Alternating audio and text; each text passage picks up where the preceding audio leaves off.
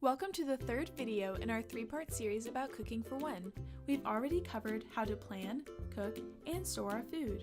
Now it's time for the fun part, enjoying the final product. Even though you might be cooking for one most of the time, use dinner as a way to catch up with friends or connect with your neighbors.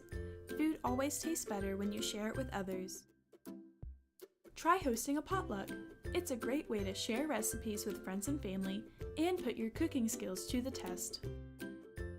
Cooking is a great way to show your creative side. Do some digging for old family recipes, check out a local farmer's market for unique food items, and make it a goal to try one new recipe or cooking technique per week. It's also a good idea to make your cooking space fun. Try listening to music, an audiobook, or a podcast when you're in the kitchen. And as always, make foods that are fun to cook and to eat.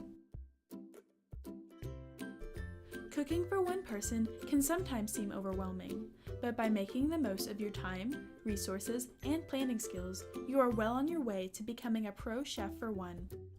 For more information, contact your local county extension agent or click here to subscribe to our channel.